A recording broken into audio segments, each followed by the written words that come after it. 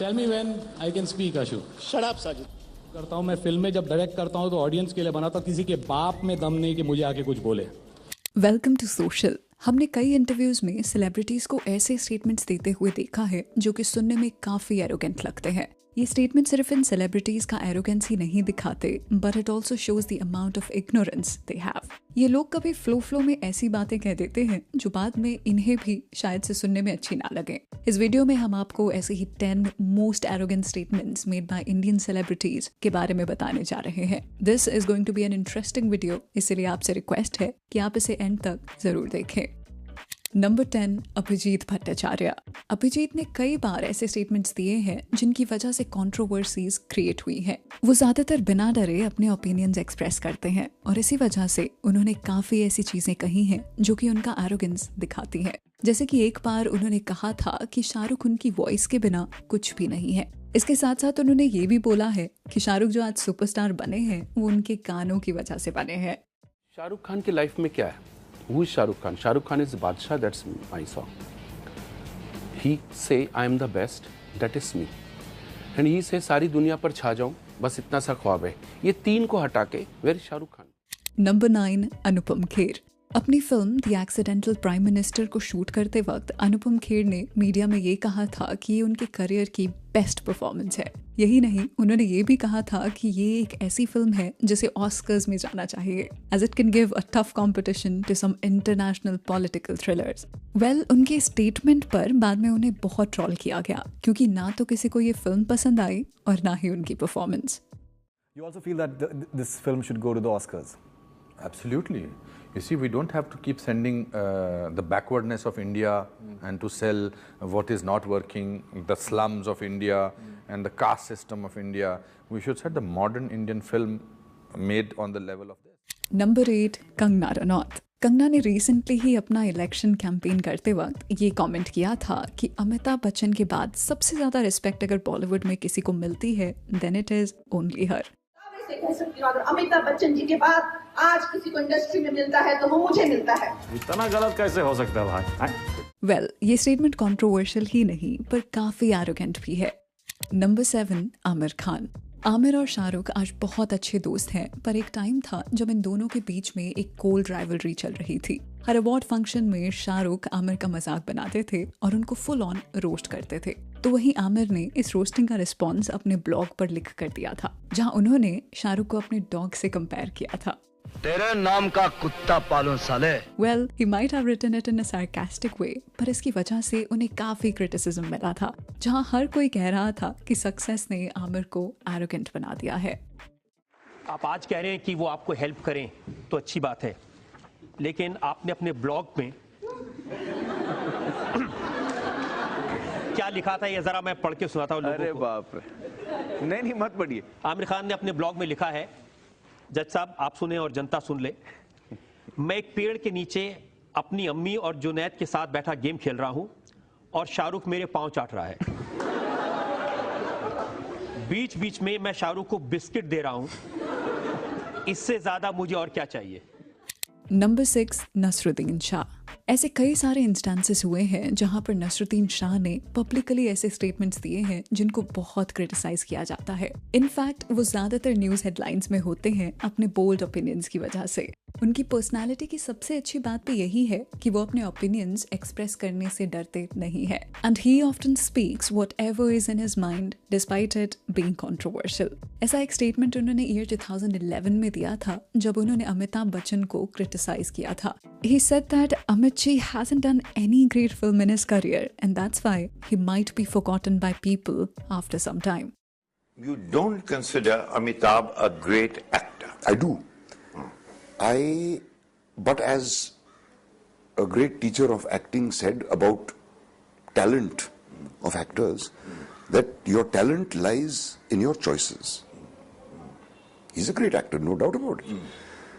I have always said so. But you believe that while Dilip Kumar will be remembered, his longevity probably won't. आपका इसके बारे में क्या opinion है? We are looking for interesting answers, so do comment. Number 5, Shahrukh Khan. अपनी films के साथ साथ शाहरुख जाने जाते हैं अपने इंटरव्यूज की वजह से। शायद ही कोई और ऐसा एक्टर है जिसके इंटरव्यूज भी उतने ही फेमस हैं जितनी उनकी फिल्म्स। इन इंटरव्यूज में कई बार शाहरुख ने ऐसे स्टेटमेंट्स दिए हैं जो फैंस को तो बहुत पसंद आते हैं as he gives it back to the critics, but somewhere these comments have been a little arrogant as well. हमें भी शाहरुख की sarcastic nature बहुत पसंद आती है, but sometimes even sarcasm needs to be sensible. जैसे कि इस इंटरव्यू में जब वो डॉन 2 को प्रमोट कर रहे थे और उनसे पूछा गया कि क्रिटिक्स को उनकी रावण बिल्कुल भी पसंद नहीं आई, तो उस पर उनका ये रिस्पॉन्स था। Some of the critics were very personal about my midlife crisis. Why am I doing this? I'm trying to prove a point. I just want to tell them, go to hell. I will do stuff which I want to and I will do it all my life. Number 4, Salman Khan. अपने career के starting से ही सलमान का media के साथ अच्छा relation नहीं रहा है। उन्होंने हमेशा से ही मीडिया में ऐसी बातें कही हैं जो कि काफी कंट्रोवर्शियल थी और इसी की वजह से उनकी पब्लिक इमेज पर भी काफी फर्क पड़ा है। But despite this, he has never gotten scared from saying what he wants to say. फिर चाहे वो उसकी वजह से कितने भी arrogant नजर आए। इसका बेस्ट एग्जाम्पल हमें 2010 में देखने को मिला था जब उन्होंने गुजारिश फिल्म का मजाक उड़ाया था। उन दिनों उनके और संजय लीला भंसाली के बीच काफी प्रॉब्लम चल रहे थे और इसी वजह से सलमान ने उन्हें पब्लिकली अटैक किया by making fun of गुजारिश। दोस्ती हमारे ख्याल से बहुत चली थी। अगर जो लोग अभी पिक्चर है गुजारिश, oops sorry I mean I did a film on AIDS and being HIV positive. Sir, कोई कुत्ता नहीं आया देखने के लिए पिक्चर से। नंबर 3, रणवीर सिंह।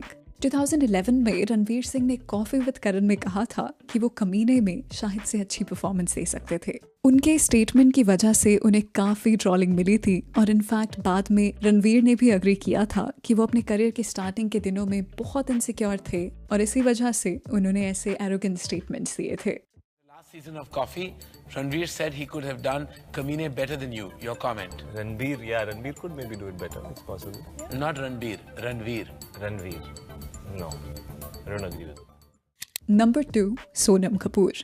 एक पूरी वीडियो बनाई जा सकती है सोनम कपूर की स्टेटमेंट्स को लेकर। जब भी उन्होंने मीडिया से इंटरैक्शन किया है उन्होंने ऐसी चीजें बोली हैं जो कि बिल्कुल सेंसलेस थी।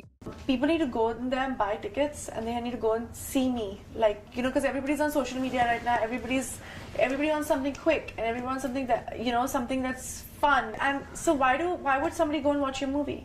Not only this, she has often said things which show how arrogant she is.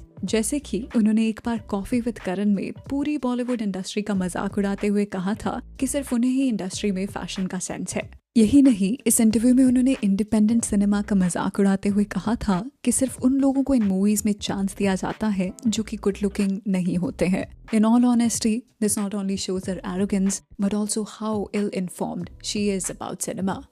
Does that bother you when they talk about other actresses more in the acting department? Well, you know, the thing about the industry is if you're not good looking, they think you're a good actor.